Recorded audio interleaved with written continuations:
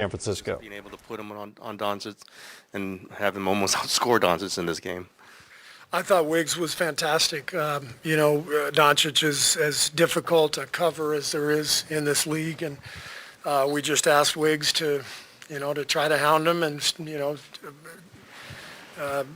guard him as best as he could, stay in front, and try to keep the pressure on him. And he did a fantastic job. So Wiggs is just a huge part of our defense and our team. I thought he was great offensively as well. So great night for Andrew. Steve, let me make sure I'm reading this right. When's the last time you saw Steph lead a playoff game with 12 rebounds? Ask Raymond. Raymond knows all that stuff. But Steph has always been a really good rebounder. For a guard, for a guy his size, he's just got a knack for the ball, and he obviously did a great job. There were several where you could see him kind of come over from the weak side because he read where the ball was going to go before anybody else did. And so he's got a good knack for it, and I thought the rebounding was a big factor tonight. 52-34. So we did a good job on the glass. Steve, how did you like the poise and taking care of the ball and just so many guys getting involved in the scoring and rebounding effort?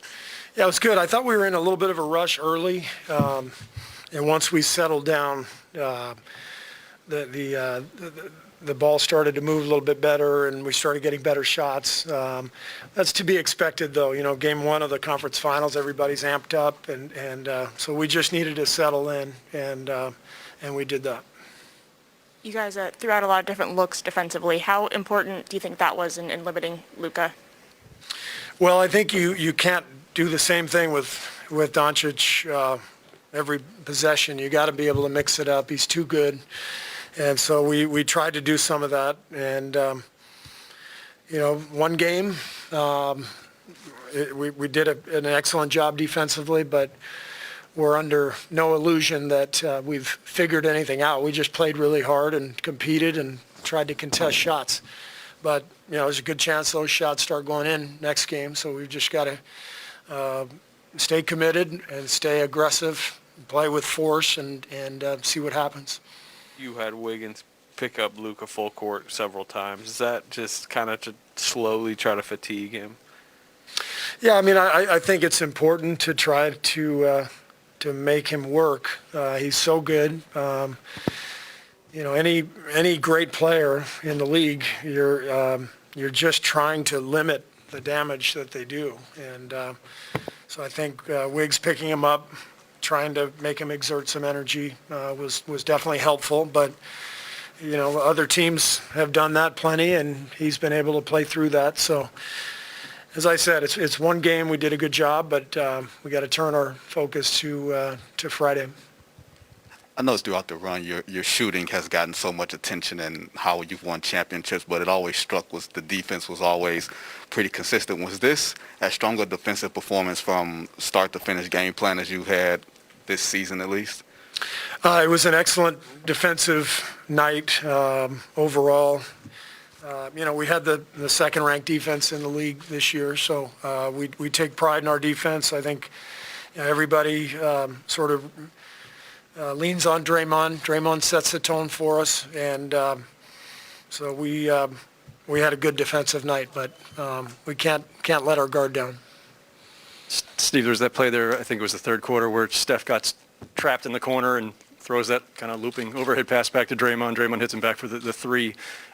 Given all the troubles you guys sometimes have with turnovers and looping passes, just take me through how you're seeing a play like that develop. What is it, obviously there's the chemistry between Steph and Draymond on that too, but the whole package of it, maybe the anxiety, but also the fun that kind of went with that. Yeah, we work on that play. It's called looping pass 2. Those guys have a synergy from playing together for a decade. So Clay as well. So there's a lot of value in that. And Draymond has always been sort of the fulcrum of our offense as a passer, screener. He sees the floor so well. He sees those guys working off the ball. He sees the backdoor cuts. So that was an example of those guys just knowing each other well, and Draymond knowing exactly what Steph was going to do. I think, if I'm not mistaken, I think Looney set a pin down for him after that pass came back out to Draymond. So, you could put Looney in there too. There's a lot of continuity with our team that's important, and guys read each other well. Steve, you talk about Andrew's defense on Luka, but nobody else in the Mavericks really got going. What was sort of the key to the rest of your defense in when he gave it up, not anybody else getting wide open looks like they have in the past? They spread you out dramatically. I mean, they took 48 threes, and it's hard to cover all that ground. So it requires a ton of effort. And for the most part, that effort was there. And we really contested shots well and tried to challenge everything we could. So it was a matter of just playing with a lot of force and really bringing the effort. You mentioned defending their three-point shooting. Draymond held them 0 of 9 from 3. What do you think of his defensive performance in particular? Draymond? Yeah, Draymond. Yeah. As I said, Draymond he's the key to our defense. He's our kind of our middle linebacker, and against a team like this that spreads you out, you have to make good rotations and good reads, and so he is one of the best in the world doing that. Kind of getting everybody organized and talking. One more quick one for you. During the regular season, we talked a lot about how an assertive and aggressive Andrew Wiggins is the best version of him for this team. Is there a different spark in his eye, maybe before the game, or that's kind of telling of, he's just going to absolutely go for it tonight? I just think that Andrew's in a really good groove. He's had an excellent playoffs. He's played well. In every series so far, he's comfortable, he's confident, he believes in himself, he believes in the team and what we're doing, and so this is who he is. He's been just really, really consistent at both ends. Clay at 0 at halftime. I don't know if you noticed that. Did you sense anything was coming? Was there any issues with him offensively in the first half? Did any of that really matter to you, or did you just know it was going to come in the second half? I just thought both Clay and Steph were in a rush early in the game, and we just needed to slow down and move the ball a little bit better. And once we did that, the game started to open up for both guys, and it's how the playoffs are. Everybody's so amped up, and you gotta settle in, and it just took those guys in particular a little bit of time to settle in.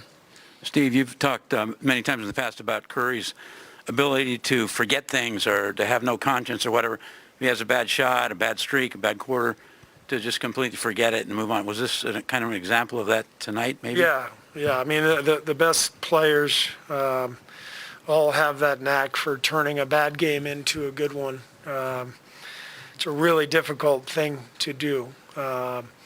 But when you have that kind of confidence and that kind of experience, when you've been through everything, you've been through a lot of games where you have a slow start and you're able to find it, then you feel comfortable in that setting. I thought that was the case with Steph.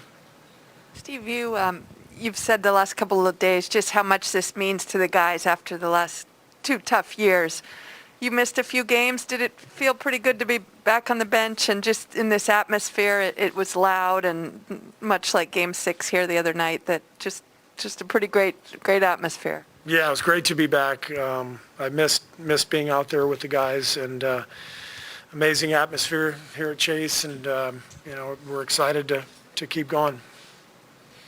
Steve, you shot like 70+% from 2. I'm sorry? You shot like 70% inside the arc, and you're getting kind of what you wanted. Is that like your ideal game when the execution is that high and you can get kind of the looks you want inside the paint? My ideal game is to shoot 70% from 3, actually.